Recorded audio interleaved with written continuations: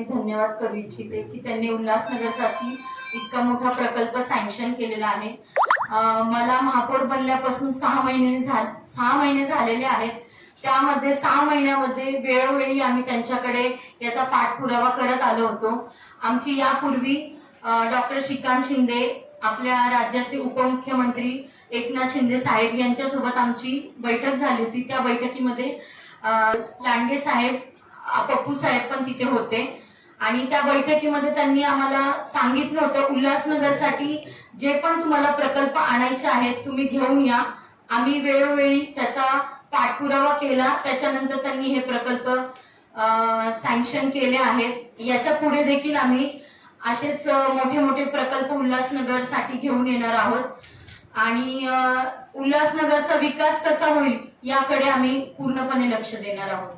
परत एकदा मी डॉक्टर श्रीकांत शिंदे, एकनाथ शिंदे साहेब आणि आपल्या राज्याचे मुख्यमंत्री देवेंद्रजी फडणवीस यांचा धन्यवाद करूँ। सक्सेस हुआ है हमारे आदरणीय सभी चीफ मिनिस्टरों ने, दोनों ने, डिप्टी चीफ मिनिस्टरों ने, प्लस आज हमारी भारतीय जनता पार्टी शिवसेना सरकार ने जो भी शहर के मुद्दे मांगने हैं आज वो सब पूरे हुए हैं। आज ये वाटर सप्लाई ऑन सोर्स जिसमें हम शहर को 24 घंटा पानी दे सकते हैं।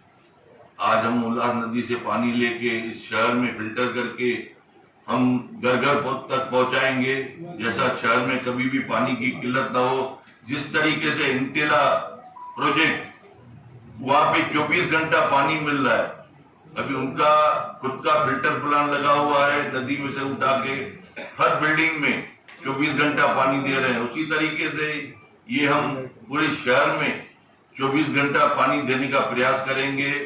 जो जितना पानी वापरेगा उसको उतनी बिलिंग होगी। आज मैं आदरणीय चीफ मिनिस्टरों का और हमारे आदरणीय श्रीकांत शिंदे जी का तहे दिल से शुक्रिया अदा करता हूं, जिन्होंने हमें हर टाइम पे साथ दे के जो भी प्रोजेक्ट थे वो सैंक्शन करने में मदद की। मैं धन्यवाद करूंगा। आगे का आज इथे पत्रकार परिषद आयोजित केलेली आणि या पत्रकार परिषदेवर सर्व उपस्थित आहेत आणि मोठ्या संख्येने पत्रकारही उपस्थित आहेत। खासदार डॉक्टर श्रीकांतजी शिंदे यांनी आपल्या कल्याण लोकसभा मतदारसंघामध्ये काम करताना शहरी विभाग, ग्रामीण विभाग, आदिवासी विभाग, नागरी प्रश्न, नगरपालिकांचे प्रश्न, महापालिकांचे प्रश्न सर्वच बाबतीमध्ये पक्षभेद विसरून सगळ्यांना बरोबर घेऊन पुढे जाण्याचा सातत्याने प्रयत्न केलेला आहे आणि उल्हासनगर महापालिकेच्या विविध योजना राबवत असताना, विविध सुधारणा होत असताना पाणी पुरवठा हा एक ज्वलंत प्रश्न आणि तो प्रश्न मार्गी लागण्यासाठी सातत्याने ओरड होती किंवा प्रयत्न सुरू होते। खासदार साहेबांनी एकदा एखादा विषय हातात घेतला की तो तडीच नेण्याची त्यांची आतापर्यंतची जी पद्धत आहे त्याप्रमाणे त्यांनी उल्हासनगर महापालिका पाणी पुरवठा योजनेसाठी सातत्याने प्रयत्न केले आणि त्या बाबतीमध्ये त्यांना यश आलेलं आहे।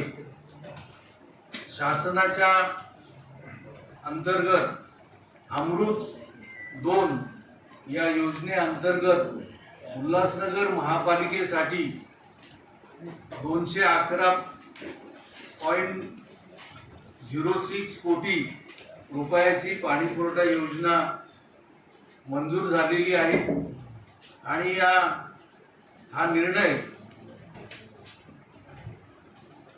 शासन निर्णय जो झाला त्याचा GRE आपल्यापर्यंत पोहोचवलेला आहे।